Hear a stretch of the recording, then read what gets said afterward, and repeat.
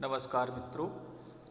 और जैसा कि कल हमने आचार्य रामचंद्र शुक्ल की पुस्तक हिंदी साहित्य की भूमिका के रूप में हिंदी साहित्य का जो इतिहास है उसके वक्तव्य का अध्ययन किया था, आज हम मूल पुस्तक का अध्ययन कर रहे हैं। तो चलिए हम आचार्य रामचंद्र शुक्ल की जो पुस्तक है उसको अध्ययन में अब मूल जो पुस्तक है उसका अध्ययन इसलिए ज़रूरी है, ये आपको बता दें कि हमारी जो GIC PGT प्रवक्ता की जो परीक्षा है उसमें जो मुख्य परीक्षा है वो लिखित परीक्षा है। इस कारण से हमें मूल पुस्तकों का अध्ययन आवश्यक है। अगर हम मूल पुस्तकों का अध्ययन नहीं करेंगे तो प्रश्नों के उत्तर लिखना असंभव है। इसलिए इस मूल पुस्तक को मुझे लगा कि वीडियो बनाना चाहिए, तो मैं ये दूसरा वीडियो आपके लिए बना रहा हूँ। जिनको पसंद आए तो वो इसको शेयर करें।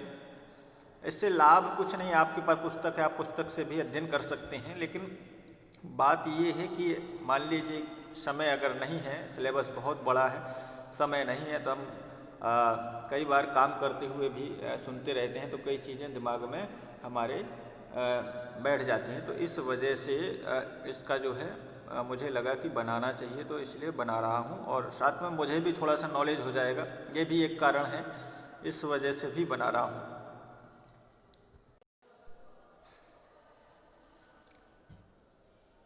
तो मित्रों, ये मूल पुस्तक है और आज से हम इस पुस्तक का क्रमशः अध्ययन करेंगे। तो हिंदी साहित्य का इतिहास जैसा कि आपको दिख रहे होंगे और काल विभाग, यहाँ से पुस्तक प्रारंभ है।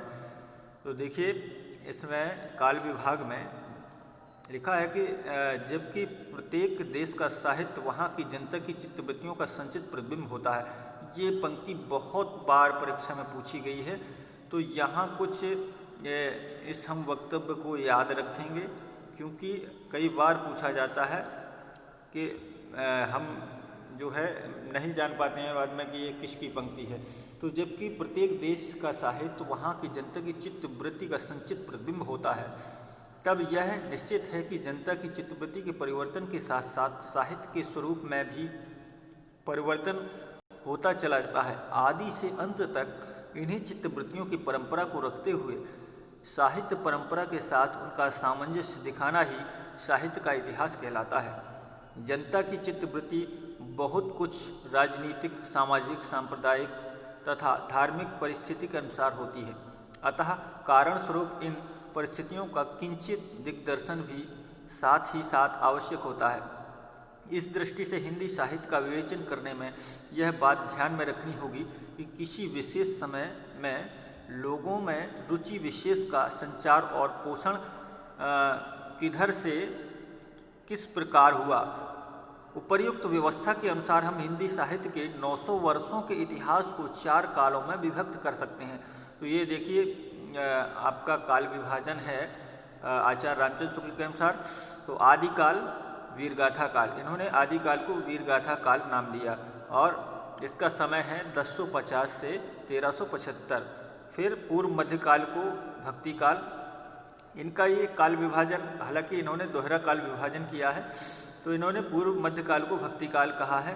1375 से इसका समय और 1700 तक है। उत्तर मध्यकाल जिसको रीतकाल कहा इन्होंने, 1700 से 1900 तक इसका समय है। और आधुनिक काल को इन्होंने गद्यकाल कहा, तो इसका समय 1900 से 1984 तक बताया।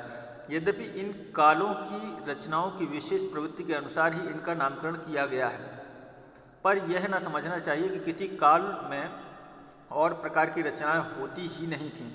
जैसे भक्ति काल या रीतकाल को लें तो उसमें वीर रस के अनेक काव्य मिलेंगे जिनमें वीर राजाओं की प्रशंसा उसी ढंग से की। तो देखिए इधर कितनी जो है स्पष्ट बात की है आचार्य रामचंद्र शुक्ल ने, कि बताया कि मतलब ये नहीं समझना चाहिए कि आदिकाल है तो इसमें केवल वीर रस से संबंधित ही रचनाएँ होगी, तो उसमें कुछ भक्ति काल के, मतलब कहने का आशय उनका ये है कि अगर आदिकाल है तो वीर रस से ही अकेली रचनाएं नहीं मिलेंगी या भक्ति का उसमें समन्वय नहीं होगा, ऐसा नहीं है।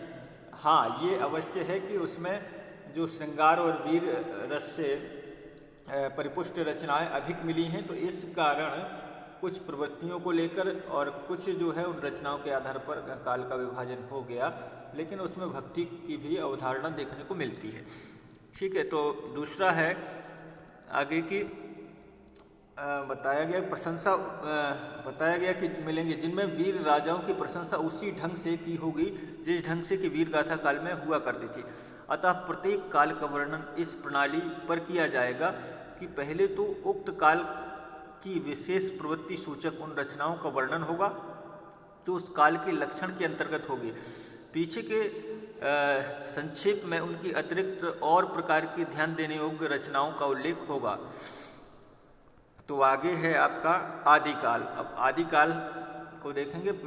आदिकाल का ये सामान्य परिचय है। प्राकृत की अंतिम अपभ्रंश अवस्था से ही हिंदी साहित्य का आविर्भाव माना जा सकता है। तो हिंदी साहित्य का आविर्भाव कब से माना जा सकता है? प्राकृत की अंतिम अवस्था है, जो प्राकृत की अंतिम अपभ्रंश अवस्था से हिंदी साहित्य का, तो इससे हमें पता चलता है कि प्राकृत के बाद अपभ्रंश और अपभ्रंश की जो अंतिम अवस्था थी वहाँ से जो है हिंदी साहित्य का प्रादुर्भाव हुआ, मतलब उत्पन्न हुआ। ठीक है ना। तो उस समय जैसे गाथा कहने से प्राकृत का बोध होता था, वैसे ही दोहा या दूहा कहने से, मतलब दोहा को दूहा कहते थे अपभ्रंश में। अपभ्रंश या प्रचलित काव्य भाषा का पद्य समझा जाता था। अपभ्रंश या प्राकृताभास हिंदी के पद्यों का सबसे पुराना पता तांत्रिक और योग मार्गी बौद्धों की सांप्रदायिक रचनाओं के भीतर विक्रम की 7वीं शताब्दी के अंतिम चरण में लगता है। मुंज और भोज के समय संवत 1050 के लगभग में तो ऐसी अपभ्रंश या पुरानी हिंदी का पूरा प्रचार शुद्ध साहित्य या काव्य रचनाओं में भी पाया जाता है। अतः हिंदी साहित्य का आदिकाल संवत 1050 से लेकर संवत 1375 तक, अर्थात महाराज भोज के समय से लेकर हम्मीर देव के समय के कुछ पीछे तक माना जा सकता है। यद्यपि जनश्रुति इस काल का आरंभ और पीछे ले जाती है और संवत 770 में भोज के पूर्व पुरुष राजा मान के सभासद पुष्य नामक किसी बंदीजन का दोहों में एक अलंकार ग्रंथ लिखना बताती है। ये शिव सिंह सरोज में बताया गया, तो पर इसका कहीं कोई प्रमाण उपलब्ध नहीं है। अच्छा, शिव सिंह सरोज में इसका कोई प्रमाण उपलब्ध नहीं है। आदिकाल की इस दीर्घ परंपरा के बीच प्रथम 150 वर्ष के भीतर तो रचना की किसी विशेष प्रवृत्ति का निश्चय नहीं होता। धर्म, नीति, श्रृंगार, वीर सब प्रकार की रचनाएं दोहों में मिलती हैं। इस अनिर्दिष्ट लोक प्रवृत्ति के उपरांत जब से मुसलमानों की चढ़ाइयों का आरंभ होता है, तब से हम हिंदी साहित्य की प्रवृत्ति एक विशेष रूप में बंधती हुई पाते हैं। राज्यासित कवि और चारण जिस प्रकार नीति, श्रृंगार आदि की फुटकल दोहे राजसभाओं में सुनाया करते थे, उसी प्रकार अपने आश्रयदाताओं राजाओं के पराक्रमपूर्ण चरित्रों या गाथाओं का वर्णन भी किया करते थे। यही प्रबंध परंपरा रासों के नाम से पाई जाती है। तो रासों की परंपरा का क्या बताया कि जो चारण कवि होते थे, राजाओं के आश्रित होते थे, वह फुटकल दोहे वगैरह उनकी रचना करते थे और उनसे क्या है, जो उनके पराक्रम की गाथाओं का वर्णन किया जाता था। तो यह जो है प्रबंध परंपरा ही रासों के नाम से जानी जाती है। तो जिसे लक्ष्य करके इस काल को हमने वीर गाथा काल कहा।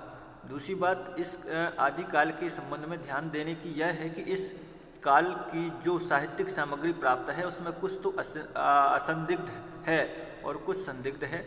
असंदिग्ध सामग्री जो कुछ प्राप्त है उसकी भाषा अपभ्रंश अर्थात प्राकृताभास, प्राकृत की रूढ़ियों से बहुत कुछ बद्ध हिंदी है। इस अपभ्रंश या प्राकृताभास हिंदी का अभिप्राय यह है कि यह उक्त समय की ठीक बोलचाल की भाषा नहीं है। जिस समय की इसकी रचना मिलती हैं वह उस समय के कवियों की भाषा है। कवियों ने काव्य परंपरा के अनुसार साहित्यिक प्राकृत के पुराने शब्द तो लिए ही हैं, जैसे पीछे की हिंदी में तत्सम संस्कृत शब्द दिए जाने लगे। विभक्तियों, कारक चिन्ह और क्रियाओं के रूप में आदि भी बहुत कुछ अपने समय से कई सौ वर्ष पुराने रखे हैं। बोलचाल की भाषा घिस घिसाकर बिल्कुल जिस रूप में आ गई थी, सारा वही रूप न लेकर कवि और चारण आदि भाषा का बहुत कुछ वह रूप व्यवहार में लाते थे। जो उनसे कई सौ वर्ष पहले से कवि परंपरा रखती चली आती थी। अपभ्रंश के जो नमूने हमें पद्यों में मिलते हैं वे उस काव्य भाषा के हैं जो अपने पुरानेपन के कारण बोलने की भाषा से कुछ अलग बहुत दिनों तक आदिकाल के अंत काल के अत क्या उसके कुछ पीछे तक पोथियों में चलती रही।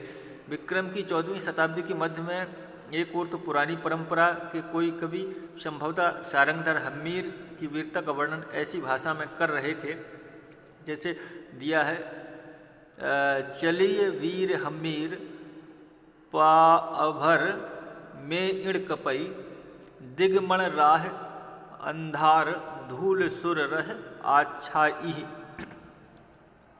दूसरी ओर खुसरो मियाँ दिल्ली में बैठे ऐसी बोलचाल की भाषा में पहेलियाँ और मुकरियाँ कह रहे थे। एक नार ने अचरज किया, सांप मार पिंजरे में दिया। ये जो है पहेलियाँ हैं तो ये हमें आ जाती हैं, ध्यान देना है इन पर। इसी प्रकार 15वीं शताब्दी में एक और तो विद्यापति बोलचाल की मैथिली के अतिरिक्त इस प्रकार की प्राकृत पुरानी काव्य भाषा भी भनते रहे हैं। बालचंद बिजावई भाषा दुई नई लग गई दुज्जन हासा, ये विद्यापति की पंक्ति है, ध्यान देने योग्य है। और दूसरी ओर कबीरदास जी अपनी अटपटी बानी इस बोली में सुना रहे हैं। अगनि जो लागी नीर में कंदों जलिया झार, और उत्तर दक्षिण के पंडिता रहे विचार विचार। तो सारांश यह है कि अपभ्रंश की यह परंपरा विक्रम की 15वीं शताब्दी के मध्य तक चलती रही। एक ही कवि विद्यापति ने दो प्रकार की भाषा का व्यवहार किया, पुरानी अपभ्रंश भाषा का और बोलचाल की देश भाषा का। इन दोनों भाषाओं का भेद विद्यापति ने स्पष्ट रूप से सूचित किया है। देसिल बैना सब जन मिठ्ठा, ये ऊपर पहले भी हम पंक्ति पढ़ चुके हैं। देसिल बैना सब जन मिठ्ठा ते तैसन जम्पो अवहट्टा, अर्थात देसी भाषा बोलचाल की भाषा सबको मीठी लगती है, इससे वैसा ही अपभ्रंश देसी भाषा मिला हुआ। मैं कहता हूँ विद्यापति ने अपभ्रंश से भिन्न प्रचलित बोलचाल की भाषा को देसी भाषा कहा है, अतः हम भी इस अर्थ में इस शब्द का प्रयोग कहीं कहीं आवश्यकतानुसार करेंगे। इस आदिकाल के प्रकरण में पहले हम अपभ्रंश की रचनाओं का संक्षिप्त उल्लेख करके तब देश भाषा की रचनाओं का वर्णन करेंगे। तो हम अभी यहीं तक सीमित रखते हैं, धीरे धीरे बढ़ाएंगे। प्रकरण 2 अपभ्रंश काल को पढ़ेंगे। तो आज के लिए सिर्फ इतना ही। आगे हम हमारा जो अगला होगा वीडियो वो होगा अपभ्रंश काल का अध्ययन करेंगे। तो आज के लिए इतना ही, धन्यवाद, नमस्कार। अगर अच्छा लगे तो शेयर करें, नहीं अच्छा लगे तो कोई बात नहीं। मैं इसको आप लोगों के लिए इसलिए रख रहा हूँ कि आप लोग अगर लाभ लेना चाहें तो आप लोग भी ले सकते हैं, और नहीं लेना चाहें तो मैं स्वयं अध्ययन कर रहा हूँ, मैं इसमें विश्वास करता हूँ, स्वांता सुखाए, तो उसके लिए भी मैं ये कर रहा हूँ। लेकिन कहते हैं कि परहित सरस धर्म नहीं भाई, अगर मुझे अध्ययन अकेला करना है तो मैं तो स्वयं पढ़ के भी कर सकता हूँ, लेकिन मैं चाहता हूँ कि पुस्तकें जो है सभी लोग अगर नहीं ले पाते हैं तो जो लोग नहीं ले पाते हैं ये वीडियो उनके लिए है। धन्यवाद, नमस्कार।